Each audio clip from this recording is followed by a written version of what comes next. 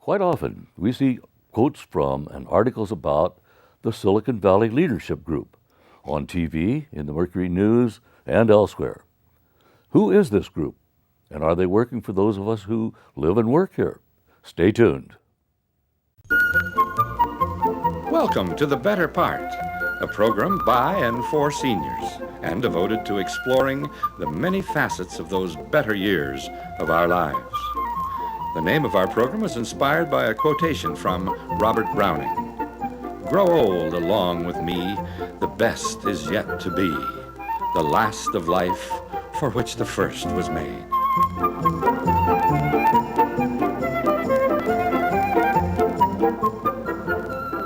Now, sit back and enjoy a program made especially to provide seniors with useful information, plus some lighter moments to brighten your day.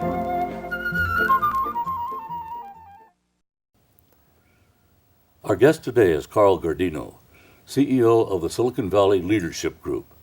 This group represents Silicon Valley employers, both large and small, and he's here today to discuss their leadership role in a wide variety of issues and matters of interest to all of us. Welcome, Carl. Thanks for spending your valuable time with us. I'm delighted to be here. Thank you. First of all, what is the Silicon Valley Leadership Group? How did it get started?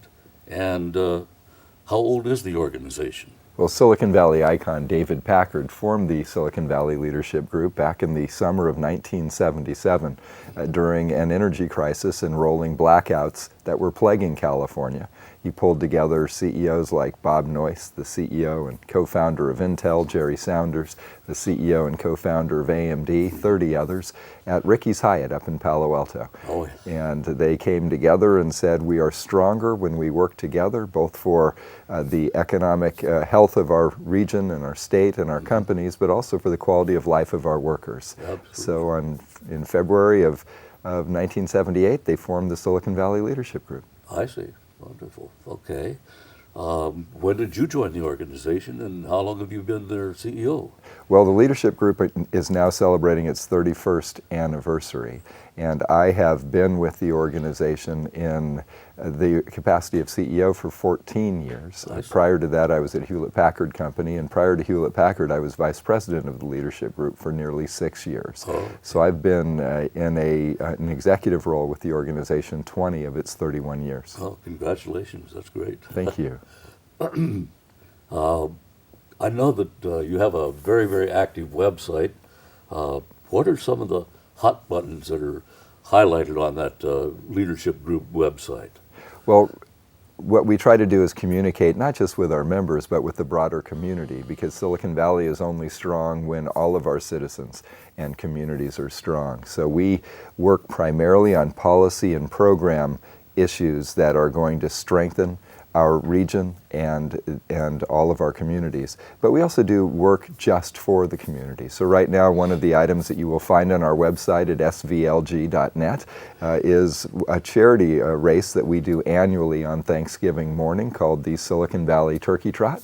Applied Materials is our title sponsor, and we bring out about 10,000 people into downtown San Jose to run or walk on Thanksgiving morning. Start your holidays in a fun and healthy way, and support 3 great charities. We benefit Second Harvest Food Bank, the Housing Trust of Santa Clara County, and the Santa Clara Family Health Foundation's Children's Health Initiative. And by doing it voluntarily through the strength of the leadership group, we donate about $250,000 to those 3 charities. Right, very good.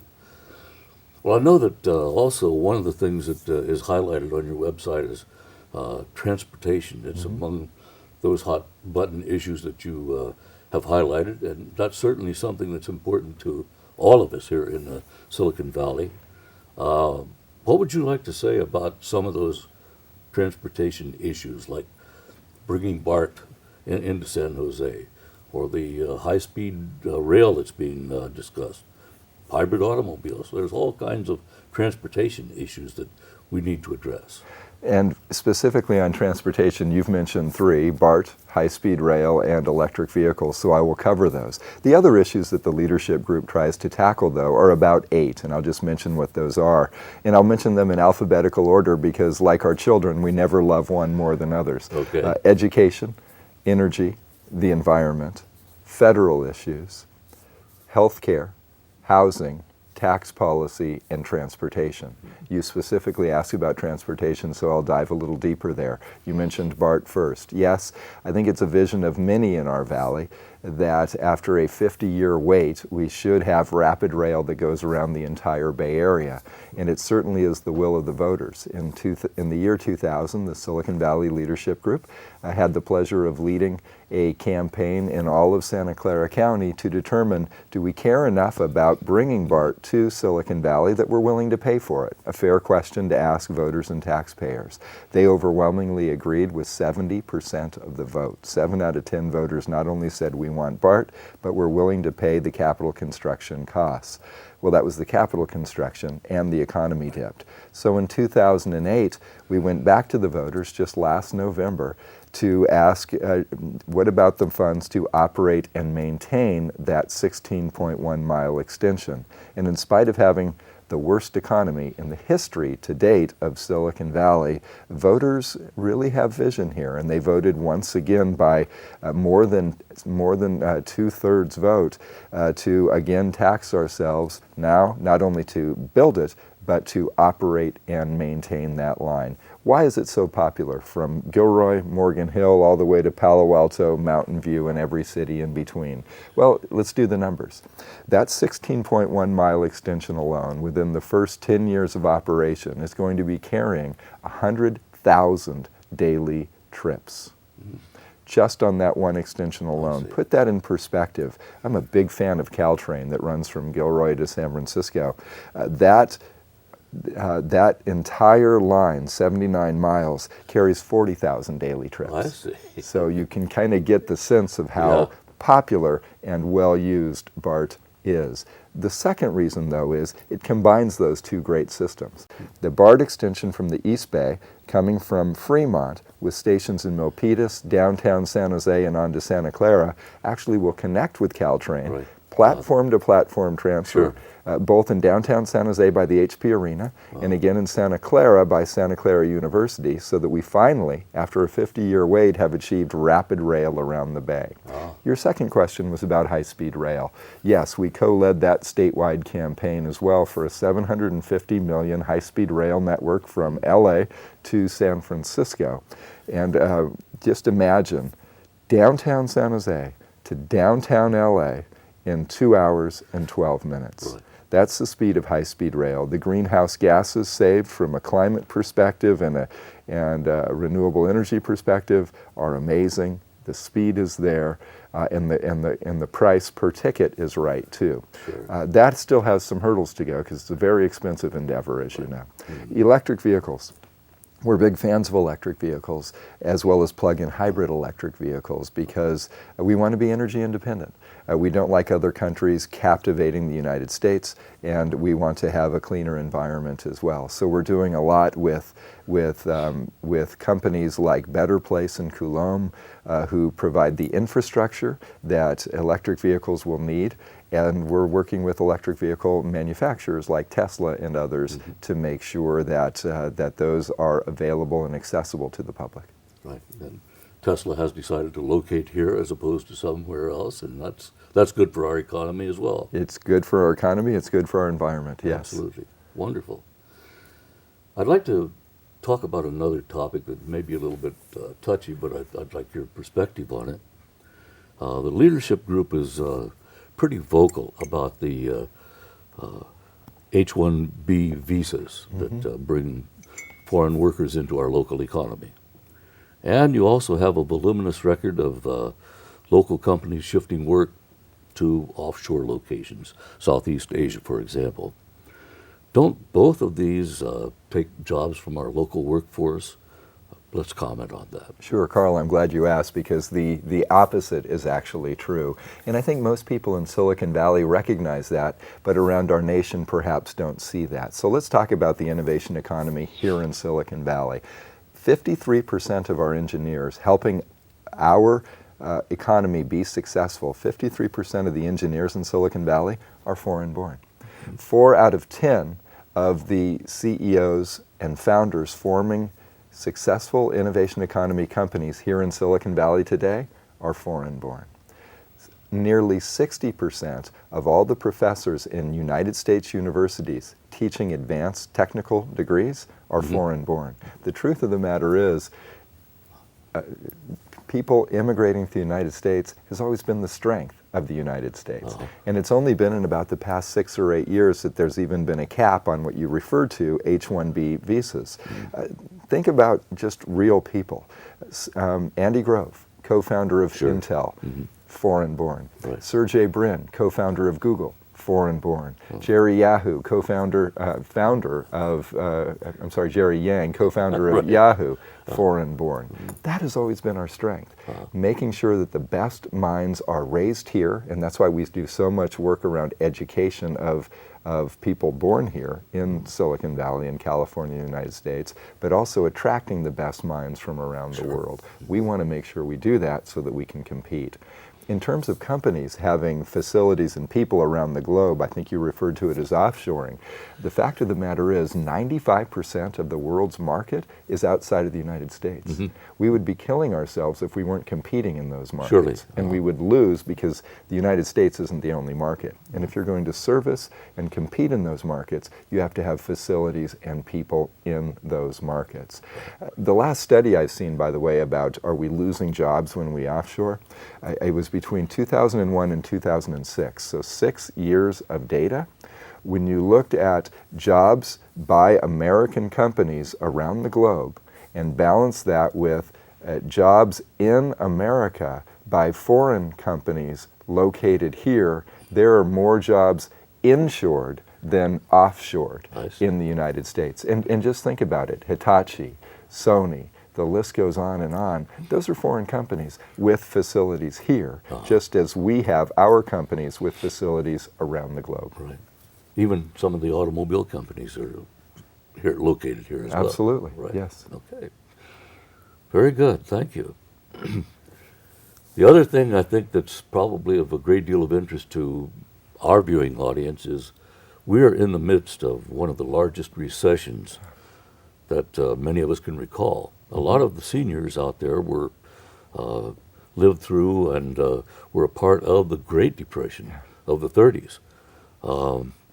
What's your outlook on where we are now and where are we headed? Well, first let me give the caveat. I'm not an economist, but I have the pleasure of working with a lot of very sharp people, economists as well as CEOs. And the sense I get from CEOs in high-tech, biotech, financial services is that we're not out of the woods, but we can start to see the clearing.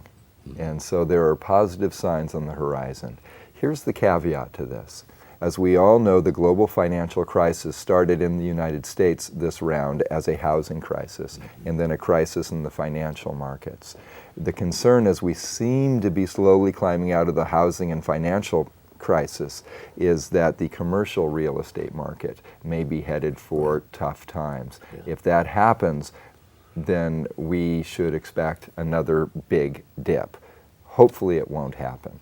So again, currently today, what I hear from high-tech CEOs in all clusters of high-tech, from biotech, all clusters of biotech, is some real improvements over the past 15 months that we've been through.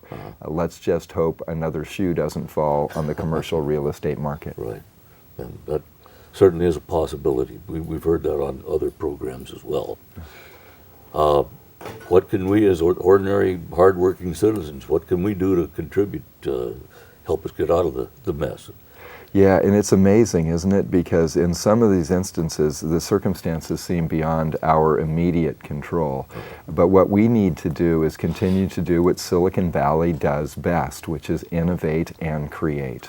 And we're doing that incredibly well right now. And what are the strengths that allow us to do it? First, world-class universities. We have some of the best universities in the world located right here, and that has led to Silicon Valley's success. Second is access to venture capital. Venture capital dollars. About 4 out of 10 venture capital dollars anywhere in the United States come to companies that are here in Silicon Valley. So we have the fuel to sustain that innovation economy. Third, we have incredible community colleges that are good for folks from recent high school graduates to senior citizens, and that is a strength in our education system. The other thing, though, that we need to do is not only celebrate our strengths, is we need to focus on improving our weaknesses. You mentioned one, and that's our transportation infrastructure, and we talked about some of the solutions that the Silicon Valley Leadership Group has helped to champion, like BART and high-speed rail and electric vehicles. We still have way too expensive homes. Yes, those prices have come down, but that's not for any other reason than the financial crisis. Right. So when the economy heals, our housing prices are going to go back up. We have to continue to address it. And we're very concerned about K-12 education and the quality of K-12 education, not just in Silicon Valley and California, but across the United States. So celebrate our strengths, but keep mindful of our weaknesses. I'm glad you mentioned that, and I'd like to digress for just a moment. What is, one of the hot button issues that you highlighted was education. What is the education voice or mission for the leadership group? Well, the leadership group, we believe in getting right into the issues rather than just talking about them or writing reports about them. That was David Packard's way. When he started the organization, his quote was, "Our job as CEOs is not to sit on the sidelines and either cheer or jeer. Our job is to get into the game and move the ball forward." So that's what we try to do, direct engagement. I'll give just one example because of time. But 3 years ago, we launched what we call our middle school math initiative. Why? What we found was that our kids do pretty well in elementary school in math until about 5th grade. When we introduce concepts, pre-algebra and algebra, that's when our kids fall behind most of the other 49 states and most of the industrialized nations around the globe. And we peeled back the onion, Carl, to ask, why is that? What we learned was very well-meaning public school teachers in elementary and middle school don't have the math knowledge to excite and teach our kids. In fact, only 1 out of 3 middle school math teachers in California has a degree in math. Most had 1 math class in college to get a multiple subject credential. So they're great people, probably great teachers, but they have neither the knowledge or the passion for math to equip our kids. We're changing that. We're taking teachers from our most challenged schools throughout Silicon Valley and training them not how to teach math, Carl, but 80 hours of intensive instruction how to do math. We're teaching them math, 80 hours. And As a substitute for the college course that they didn't take, Yes. right. So we've now put 200 teachers in some of our poorest performing schools. Also, those are our schools in our poorest neighborhoods, and we're teaching them math so that they can teach math better to our kids. Oh, that's great. That's really terrific. Does the leadership group do white papers on some of these issues? I know that you can find some things on your website, but do you do papers for journals, or where else could we find information about that? And again, you referenced the website for the Silicon Valley Leadership Group, which is svlg.net, and there is a lot of information there. But for the most part, rather than write about the challenges we face, we try to address the challenges we face. David Packard, when he formed the organization, wanted an action tank more than a think tank. There are enough studies on the shelves, so we know what the problems are. Let's go address them. And what's so exciting about working directly for the 300 CEOs that combined are the Silicon Valley Leadership Group is that they are problem solvers.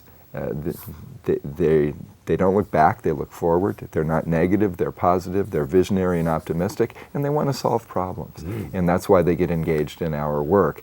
So do we have some studies? Yes, but it has to be strategic that it's leading to an outcome. It's not a study for a study's sake. I see. Well, that's refreshing.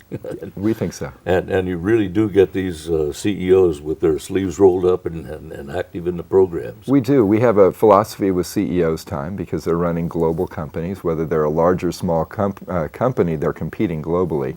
But the maxim we use is minimum time, maximum impact. How do we leverage their limited time in a way that makes our efforts more successful, but also helps them to make sure that it was a valuable use of their time. Mm-hmm. And so when we run a BART initiative, for instance, we have CEOs who help lead that effort in a way that's sensitive to their time, but also, hopefully, they maximize our success. Mm-hmm.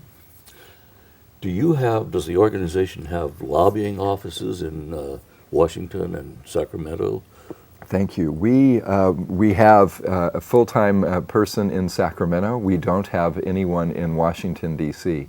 The leadership group's focus is at all levels of government, so you're right there, Carl. But primarily it's local, regional, and state, where we feel we can have the most impact. Our federal agenda is pretty limited to just 5 or 6 core issues because we're not a national organization, we're a regional organization. Right. Well, how successful are you in influencing this delegation up in Sacramento, for example? Well, and again, I think we would all agree that our state is going through a real time of crisis. Right, exactly. And we have 120 members in our state legislature, Assembly and Senate, and of course the governor. And by and large, they're good people.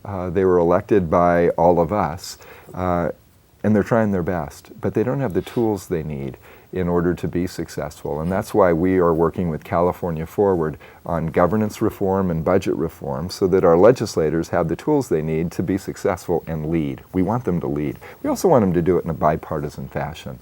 Whether they're a Republican or a Democrat, that doesn't matter much to people in Silicon Valley. Silicon Valley is about solving problems and doing it in a pragmatic, thoughtful, consensus-building way. So we'd like them to get away from the partisan bickering and aimed about moving California forward. Absolutely. And you asked, so are we successful? We've been very fortunate. We have strong relationships with people on both sides of the aisle and in both houses, as well as with the governor. Mm-hmm. And in terms of our track record on the issues we care about, whether it's bills for affordable homes or transportation or energy or a strong environment or healthcare or tax policy, we've been very fortunate. Great. Since you do have a lobbying organization and since you have a lot of public issues, what's your relationship to the Chamber of Commerce? That seems to be another organization that does that sort of thing. Thank you. And I should clarify about the Silicon Valley Leadership Group. While we advocate for issues, in a very non-traditional way, in the way that David Packard intended. We neither endorse political candidates nor give money to political candidates, but we want to affect policy and make our valley a stronger place, and that means working with public officials. But it's a different type of lobbying. In terms of the Chamber of Commerce, let me just mention, in Silicon Valley, there are about 35 chambers of commerce based on geographic location as well as ethnic chambers of commerce as well. Matter of fact, they even have their own group here in part of Silicon Valley that Steve Van Dorn runs very ably. That is a coalition of the chambers of commerce. And we work very closely with them so that we make sure the business community, for us, it's primarily high tech, the driving industries of Silicon Valley. For a lot of those local chambers, it's primarily low tech and no tech. And of course, for both of us, companies large and small. But when we can find common ground, as we did on the BART campaign, as we did on our Housing Trust Fund, as we do on many of our education initiatives, then we can be an even more powerful voice, not only for employers, but for employees and their families here in Silicon Valley. We've explored a lot of questions about the group and about your job. What about you personally? Married? You have children? I'm very fortunate. My wife Leslie finally caved and said yes to my to my request to marry her 6.5 years ago. Okay. Took me years to even get her to go out with me, but that's a whole nother show. And she runs her own business called Canyon Snow and is very successful in that. We have 2 beautiful young daughters. Jessica is now just about 5 years old, and her little sister we adopted from Ogden, Utah on May 16th, right out of the hospital at 1 day old. So we have 2 young children, and when you have a 5-month-old, Carl, as you may recall, that means I'm getting no sleep at night. Well, I'm a long way from that, but I've got grandchildren coming in. Well, if you ever want to babysit, I'll bring them over. Sure. And the young one is Sienna, is that right? Yes. Jessica is the 5-year-old, and Sienna Alexandra Guardino is our new one. Right. I remember that's a beautiful name. Thank That's you. a beautiful town in Italy. And that's how we named her. My wife and I love to ride our bikes, and we were cycling through the Tuscan hills in Italy a few years ago and thought, what a beautiful city and what a beautiful name. Very good. Yeah. Well, we're coming to the end of the program, Carl. Is there any final thoughts you have? Anything that we haven't covered that you'd like to mention at this time? Well, from the leadership group's perspective, and why I was just delighted to be your guest today, Carl, we will only be successful when we pull together as citizens and a community. We have a saying, you can be engaged or enraged. And enraged may make you feel better for a moment, but engaged you actually make progress. So for viewers who want to be engaged in any of our areas of education, energy, the environment, federal issues, health, housing, taxes, or transportation, look at our website. We have volunteer opportunities where we can make a positive, proactive difference in the lives and livelihoods of everyone in Silicon Valley, and we'd like people to join us. Wonderful. Well, seniors are well known for volunteering. Exactly. And that's the target group for this program. So I hope they take advantage of that. That'd be wonderful. Thank you very much. Well, thank you again, Carl, for being our guest today. We have all benefited from learning about the leadership group and the many, many programs that you're working on. I hope that our viewers will take advantage of the opportunity to look at your website, and maybe we can get some new volunteers for the organization. We'd love it. Thank you. Really a pleasure. Okay. Thank you for joining us. We hope that you have found today's program both informative and interesting. If you would like to suggest a topic or a guest for the better part, you can always reach us at the Cupertino Senior Center. The number there is 408-777-3150. You can learn more about us and order a copy of this program or one of the many programs that we've done by visiting our website. The website address is www.thebetterpart.com. The Better Part has many of its programs available through the Santa Clara County Library System. And the Better Part has selected programs also on YouTube. Thanks again for watching. See you next week.